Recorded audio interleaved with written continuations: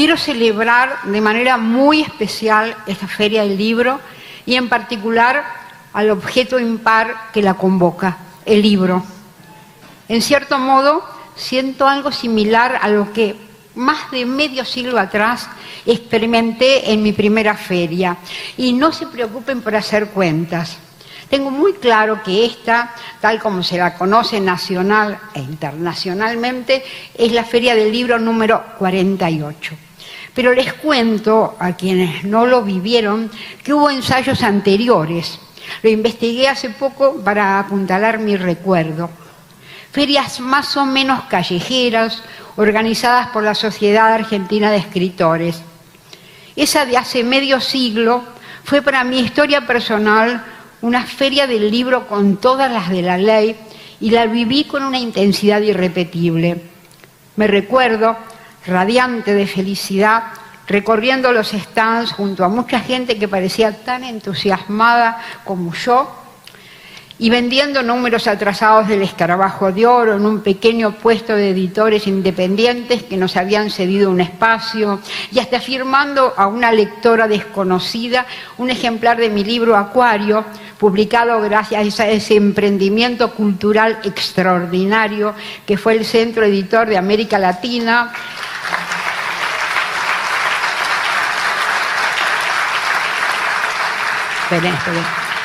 Arrasado pocos años después por la dictadura cívico-militar. Esa feria fue singular para mí porque fue la primera y siento que esta también lo es, aunque por otros motivos. Presumo que muchos de ustedes se estarán preguntando algo similar a lo que durante los últimos 3 meses me estuve preguntando yo. ¿Tiene sentido celebrar esta nueva emisión de la Feria del Libro en un país en el que día a día crecen la pobreza y la indigencia? Hay millares de despidos sin fundamento. La salud y la educación pública están en emergencia. La obra pública fue cancelada. Nuestras universidades son desfinanciadas al punto de correr el riesgo de cerrar sus puertas. La investigación científica y tecnológica y el ejercicio de la ciencia y la tecnología están siendo devastados. Toda institución o medio que favorece el desarrollo y la difusión de la cultura ha sido desvirtuado o borrado. Se entregan nuestras riquezas naturales y el Estado parece ausente aún en caso de epidemia. Confieso que más de una vez una noticia de último momento hizo tambalear este texto mío aún antes de que empezara a darle forma. Y sin embargo, acá estoy, celebrando, como hace medio siglo en mi primera feria, el estar rodeada de libros y de una concurrencia que, sospecho, en buena medida viene acá porque anda buscando algo preciso o tal vez difuso que espera encontrar en un libro.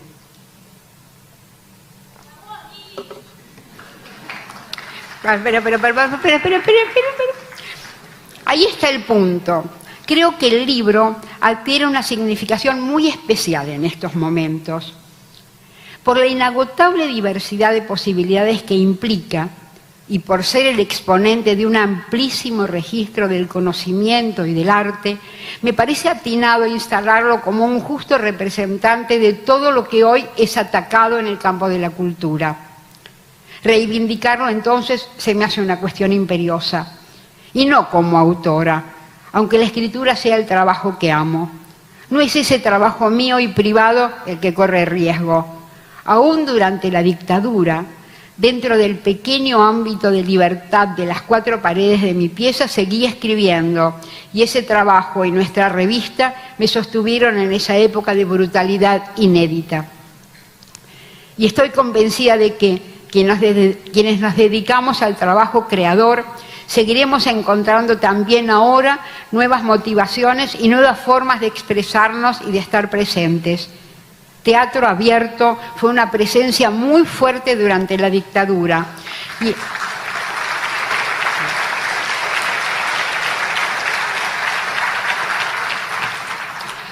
Y el teatro comunitario, una expresión luminosa en la crisis del 2001. No vamos a resignarnos al silencio, de eso no me cabe duda.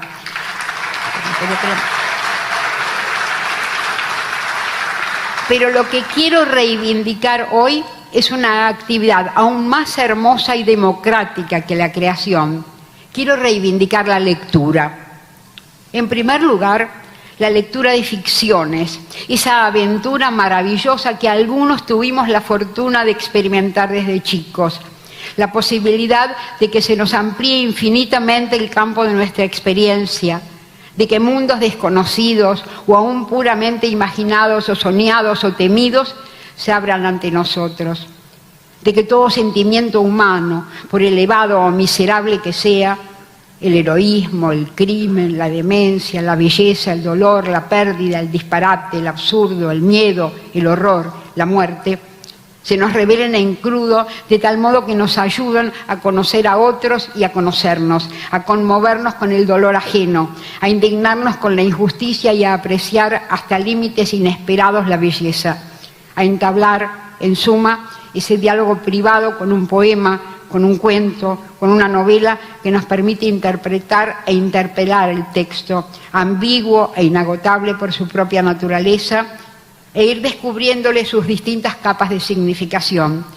Y hago extensiva esta lectura múltiple a quien asiste a la puesta de una obra de teatro o a la exhibición de una obra cinematográfica, y también a quien observa una obra pictórica o una escultura o una fotografía artística.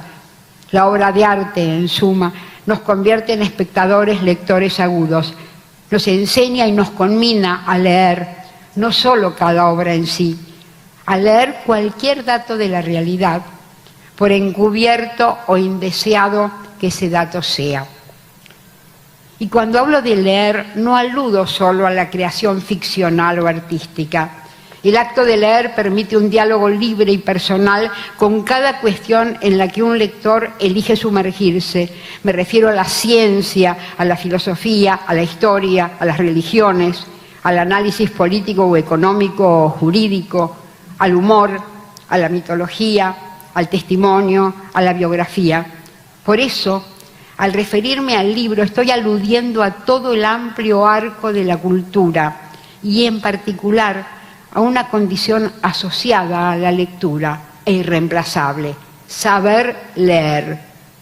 No me refiero a saber leer en su significación primaria, aunque también, ya que descifrar letras y palabras, estar alfabetizado, es la base sin la cual no se puede hablar de democracia plena. Hace muy poco, cuando se conmemoraron los 40 años de democracia, me pidieron una opinión al respecto.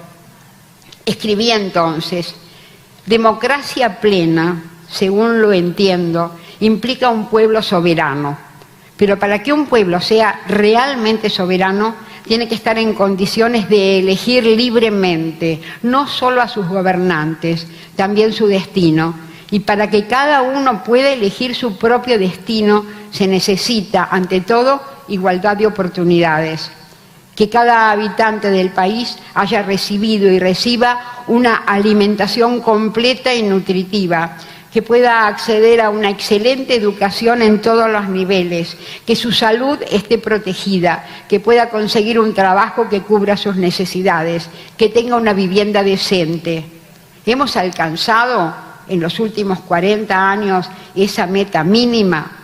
Basta mirar un poco a nuestro alrededor para saber que no. Hay mucha miseria en nuestro país y eso implica que parte del pueblo no es soberano, que no actúa por elección, sino por desesperación. Ahí termina la cita.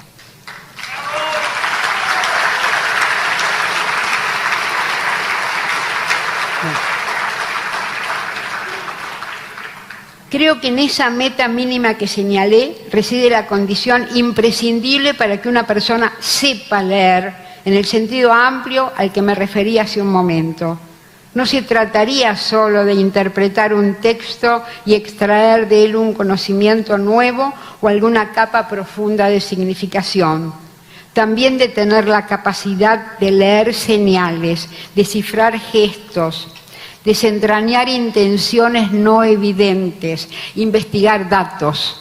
Quien sabe leer es capaz de interpretar la realidad más allá de su apariencia más visible o de la figura que le quieren imponer, o aún de la imagen que él mismo querría que tuviera.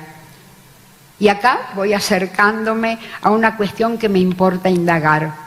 ¿Por qué esta intención manifiesta por parte del gobierno de menoscabar o suprimir toda institución o medio de comunicación que favorezca o divulgue el conocimiento, el desarrollo científico, la creación artística y la formación universitaria?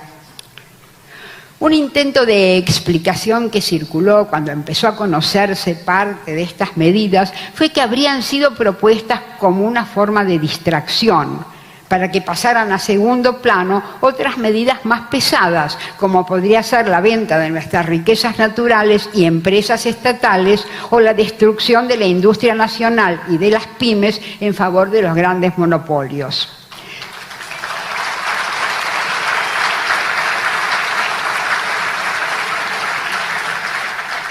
Sin duda, una explicación tan ingenua solo podía estar provocada por la perplejidad inicial. O tal vez fue una manera de eludir toda asociación con la frase tan temible que se le atribuye a Joseph Goebbels: cuando escucho la palabra cultura, desenfundo la pistola.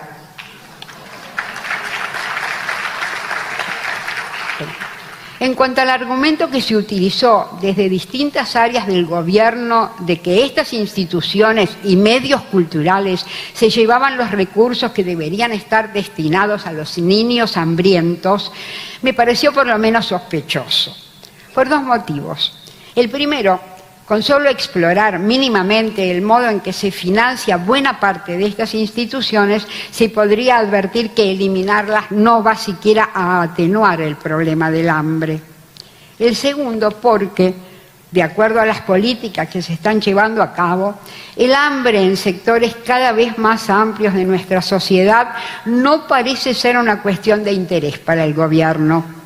El haber dejado de enviar recursos para los comedores comunitarios resulta una prueba bastante nítida, aunque no es la única. A propósito, vi la interminable cola que se formó para acceder a una ración de alimentos al día siguiente de que se anunciara, de manera algo demencial, que cada necesitado debería solicitar por las suyas su ración al Ministerio de Capital Humano. 20 cuadras tenía la cola, supe después. Y también supe que nunca se atendió a nadie. Antes de que llegara a destino el primer solicitante de la fila, la ventanilla se cerró y a otra cosa mariposa. Semejante crueldad es difícil de concebir, pero ocurrió. Y yo me pregunté, ¿cómo se puede no reaccionar ante una falta tan evidente del más mínimo respeto por un semejante? Y entendí dos cosas. Una, para la funcionaria o funcionario que ordenó cerrar la ventanilla, los que estaban haciendo esa cola no eran sus semejantes. Otra, resistirse a ver la realidad como es puede ser una salida cuando no se ve otra salida. Los que inútilmente estuvieron haciendo cola se negaban, al menos en ese momento, a ver lo que realmente acababa de pasarles.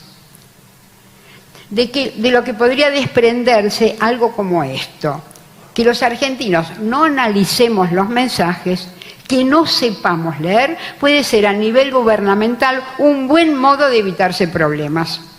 Y sugiere una explicación probable para el ataque que se viene haciendo a toda institución o medio que favorezca el aprendizaje, el conocimiento, la reflexión y la actividad cultural en general. El objetivo de ese ataque, conjeturé, sería reducir al máximo el número de los que saben leer, apocar, diríamos, al adversario potencial. Y ya que utilicé un verbo tan borgiano como conjeturar, voy a recurrir a Borges para tratar de explicarme. En su asombrosa y desopilante nota El arte de injuriar, reproduce este episodio citado por De Quincey. A un caballero, en una discusión teológica o literaria, le arrojaron en la cara un vaso de vino. El agredido no se inmutó y dijo al ofensor: «Esto, señor, es una digresión. Espero el argumento». No.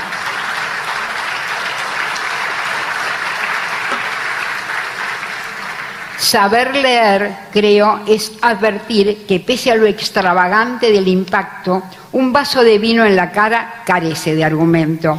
Y para el estilo de comunicación que viene eligiendo el gobierno, implica una posibilidad riesgosa, que se advierta la falta o la falla de los argumentos.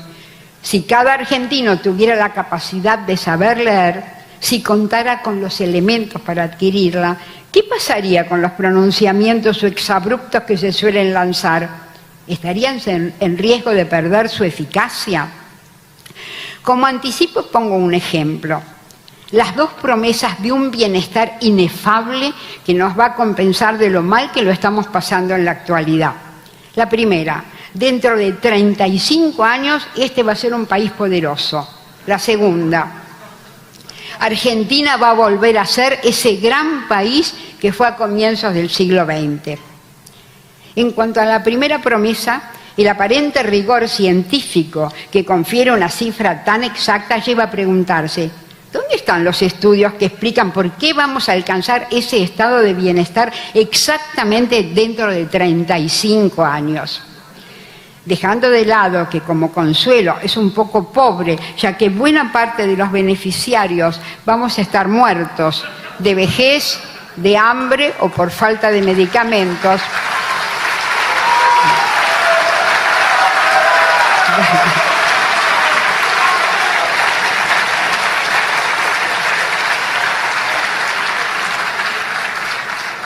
Lo de los 35 años me trae a la memoria una expresión que se usaba cuando yo era chica, el año verde. Cuando alguien trataba de acallar algún reclamo nuestro, proponiéndonos que lo deseado iba a ocurrir, pero en un futuro que veíamos altamente improbable, decíamos: sí, esto va a pasar el año verde. En cuanto a la segunda promesa, llegar a ser tan prósperos como un siglo y pico atrás, dejando de lado que, ya de por sí, un retroceso histórico de más de un siglo parece un poco dudoso como ideal, me gustaría saber si quienes se dejaron seducir por esa promesa de prosperidad se preguntaron cómo era realmente el país a comienzos del siglo XX. ¿Tienen alguna idea de que en esa época había un grupo minoritario al que la sabiduría popular denominó los de la vaca atada? Porque viajaban habitualmente a Europa y con su propia vaca para que a sus niños en el barco no les faltara la saludable leche nacional, mientras que en general el pueblo se moría de hambre. Creo de verdad que...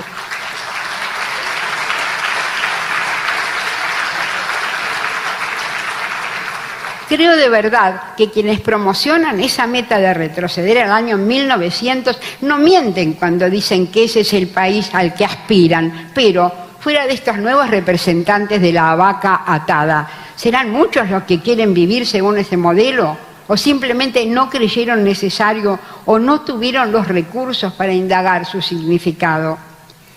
Es razonable suponer que sería la confianza en que, por razones diversas, un buen número de argentinos no analizan los mensajes, lo que le permite al gobierno largar al ruedo cifras inverificables. Una hipotética futura inflación del 1.500%, del 15.000%, perdón, pongamos por caso, que no se explica cómo ni cuándo se habría alcanzado, pero que, se nos comunica con alegría, no vamos a alcanzar gracias a un plan económico exitoso. Celebremos.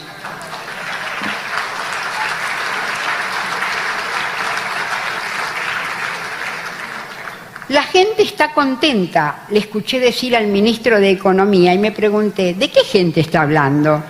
¿Con qué elementos construyó una generalización tan categórica?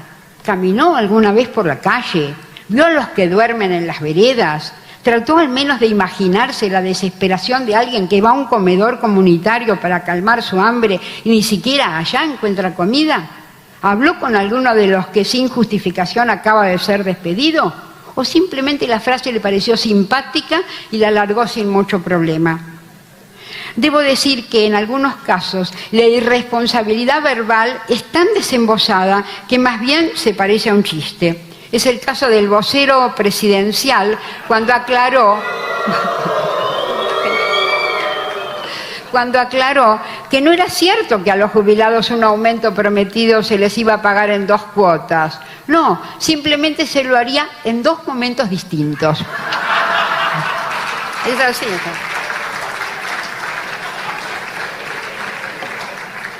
Si a esta pequeña antología de sinsentidos se le suman ciertos exabruptos al estilo de el Estado es una organización criminal o la justicia social es un concepto aberrante, se podrá sospechar que muy difícilmente el discurso o no discurso oficial resistiría una lectura mínimamente atenta. En cuanto a la crueldad manifiesta que puede advertirse, por ejemplo, en la explicación de la canciller, ya que los jubilados se van a morir, ¿qué sentido tendría darles préstamos?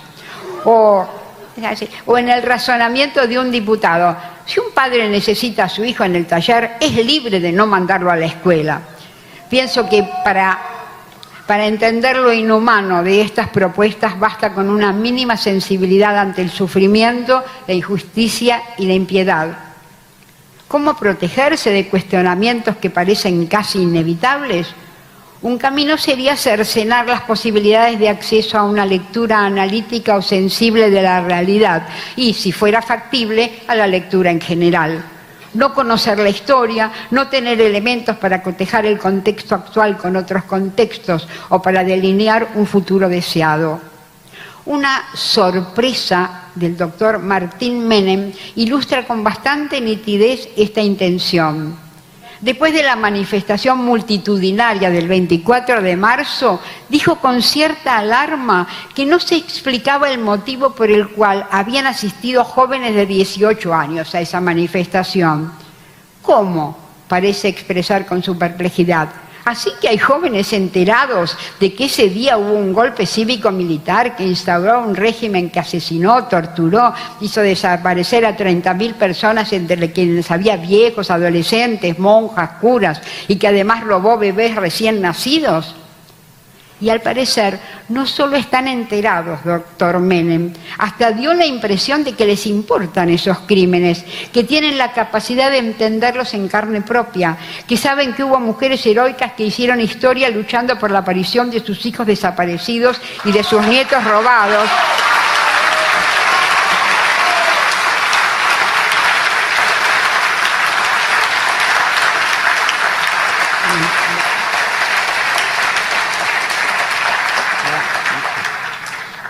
Y que hoy siguen luchando. Esos adolescentes deben tener alguna información sobre nuestra historia reciente porque vivaron a las madres y a las abuelas de Plaza de Mayo y se manifestaron con tanta emoción y con tanto compromiso como todos los otros millares de personas de todas las edades que estábamos allí. Algo está fallando en el programa, sin duda. Pese al empeño gubernamental, no se ha podido conseguir hasta el momento una nueva y completa generación de ignorantes. Según se desprende de la perplejidad del doctor Menem, ese parecería ser el propósito que se está buscando. Porque si no, ¿de qué se asombraría? ¿No fueron jóvenes los que hicieron la reforma universitaria de 1918? ¿No fueron estudiantes secundarios y universitarios quienes defendieron en 1958 la ley de enseñanza laica, gratuita y obligatoria?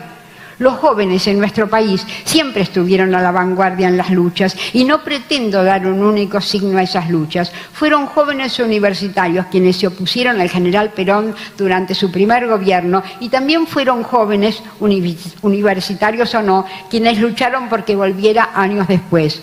Fueron jóvenes universitarios, junto a los obreros, los que protagonizaron el Cordobazo en 1968 y dieron el gran puntapié inicial para acabar con la dictadura militar iniciada en el 66. Desde distintas posiciones encararon una lucha y parecían saber por qué estaban luchando. Ahora, lo que en apariencia se busca es que los jóvenes y los no tan jóvenes carezcan de la oportunidad de acceder a la historia y de los recursos para actuar en busca de su destino elegido, de un destino elegido, que sean incapaces incluso de desentrañar qué destino están construyendo otros para ellos. Lo que se intenta, en suma, desfinanciando las universidades, desprestigiando el trabajo docente, cancelando un programa que auspiciosamente se llamaba Leer Aprendiendo y estaba destinado a los chicos de las escuelas, cerrando centros de investigación de enorme prestigio, y podría seguir con un largo y doloroso etcétera. Lo que se intenta, decía, es negarles a estos jóvenes, negarnos a los argentinos la libertad de elegir, que estemos desinformados, que nos adormezcamos bajo el arrullo de invectivas, anuncios inconsistentes, insultos a mansalva y verdades sagradas que no admiten réplica.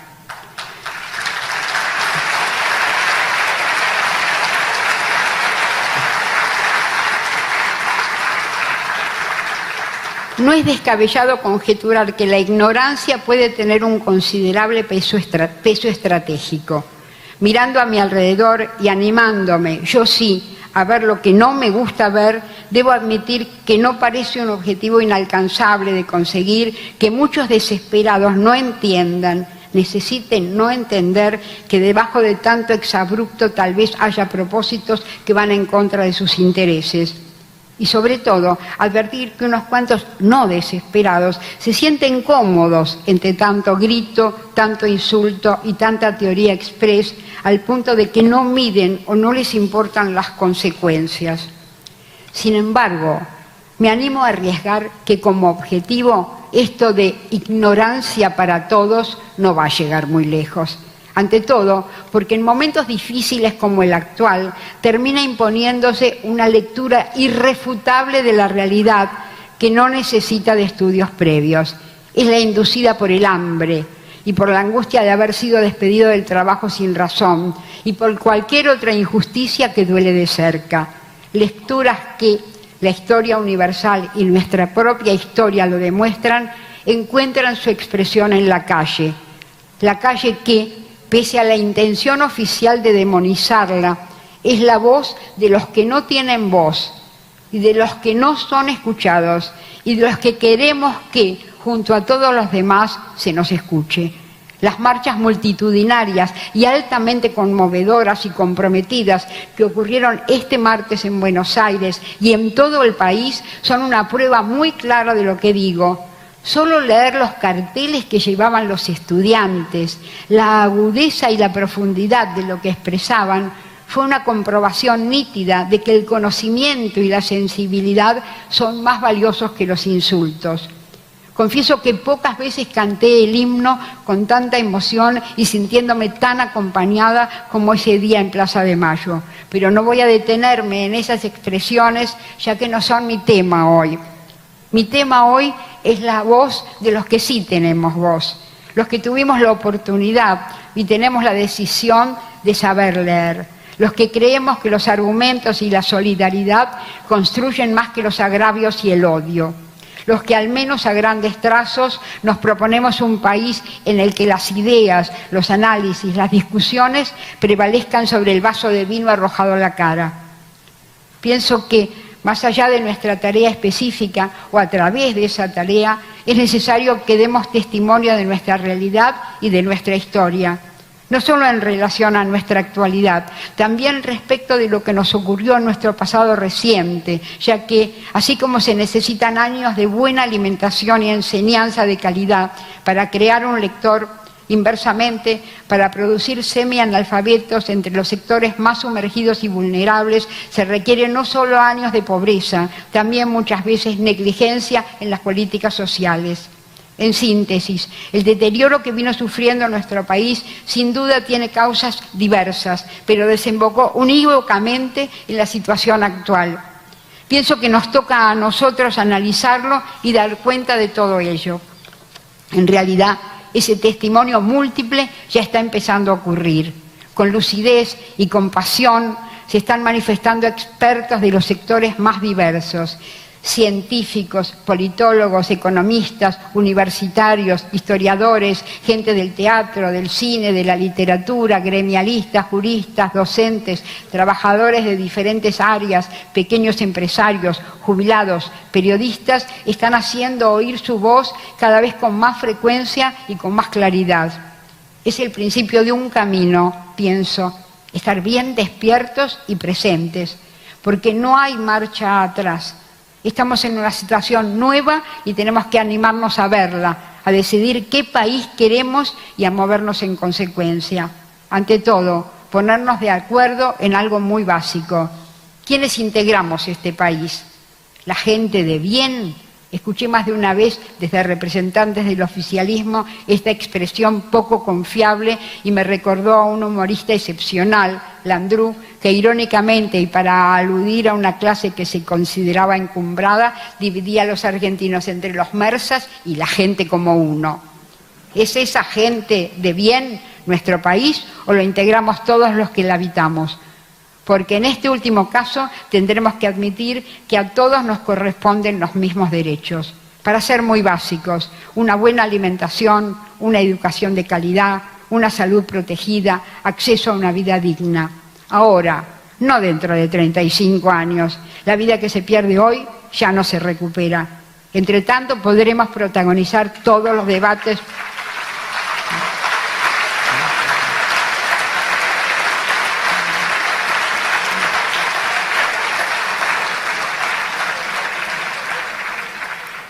La verdad que me perdí. Acá estamos. Entre tanto, podremos protagonizar todos los debates ideológicos que hagan falta. Es necesario que ocurran, pero pienso que cuando las papas queman, lo primordial es que encontremos los carriles de coincidir en lo esencial. El nuestro es un país que vale la pena. Esta feria, que desde hace casi medio siglo se viene llevando a cabo, va a constituir mi primer ejemplo. Les cuento que, salvo una vez en que estaba de viaje, vine todos los años y que siempre la sentí como un espacio singular, no solo por el objeto impar que la convoca, también por la gente que la recorre. Y atención, porque a partir de acá, sin desentenderme del panorama sombrío que emergió hasta ahora, voy a mostrar mi hilacha optimista. Estuve en algunas ferias de otros países, tan importantes o más que la nuestra. Vi libros de todas las editoriales, asistí a eventos, conocí celebridades, pero casi no vi gente. Y en esta feria nuestra, desde su primera emisión y aún en circunstancias históricas muy difíciles, el público viene, recorre los stands, busca o encuentra determinado libro, compra lo que puede, asiste a los actos culturales, habla con algún escritor, se encuentra con un amigo que hace tiempo no veía. Siente que este es un lugar que le pertenece. En nuestro país, en suma, el libro importa. Y eso es un dato nada desdeñable acerca de cómo somos o de cuáles son nuestras posibilidades. Y no es el único dato. El movimiento teatral argentino es excepcional. Nuestro cine es valorado acá y en el exterior. Nuestros científicos son requeridos y admirados en todo el mundo. Hay una literatura notable y, doy fe, siguen apareciendo año tras año nuevos y valiosos escritores. Nuestros humoristas son de primer nivel. Tenemos músicos y letristas admirables. Numerosas editoriales y revistas independientes que se hacen a pulmón y que, en las buenas y en las malas, publican un material de primer nivel. Pero no solo eso. Es notable el sentido del humor popular, que se puede palpar en cualquier calle o en cualquier colectivo y que muchas veces nos salva de la desesperación. Milagrosamente persiste el hábito de encontrarnos en un café solo para conversar. Seguimos manejándonos para arreglar lo que haga falta con un alambrecito. Y todo eso también es cultura, nuestra cultura, la que tenemos que preservar. No se asusten, no tengo la intención de idealizarnos, no es mi costumbre. Unos cuantos y bien bravos defectos debemos tener para que estemos como estamos. Pero contamos con un hermoso capital humano. Esto, y no otra cosa según lo entiendo, es el capital humano.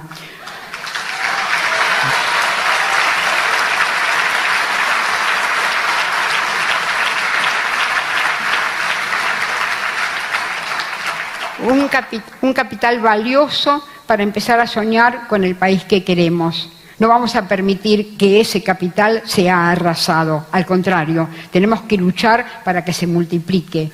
Una buena alimentación y una buena educación para todos es la base.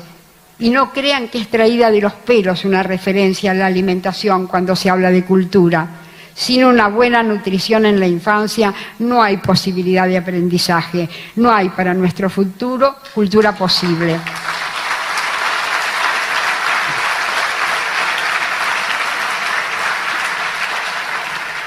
A partir de esa base imprescindible se abren los caminos. Seguramente estos libros que nos están rodeando, con sus diversos puntos de vista, con sus innumerables visiones de la realidad, tendrán algo que indicarnos. Ahora, para terminar como corresponde estas palabras, por algo soy cuentista, brindo porque... Esperen que ahora viene el show. No, brindo porque en un futuro muy cercano nuestra amada universidad pública esté funcionando a pleno y cada vez con más estudiantes. Bueno,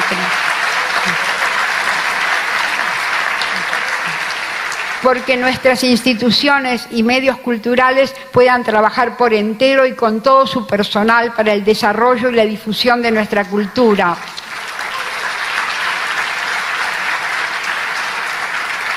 Porque sigue existiendo a través de los años cada vez más pujante y más popular esta Feria del Libro y porque haya muchas otras ferias del libro a lo largo y a lo ancho de nuestro país. Cada vez con más concurrencia, cada vez con más creatividad, cada vez con más lectores.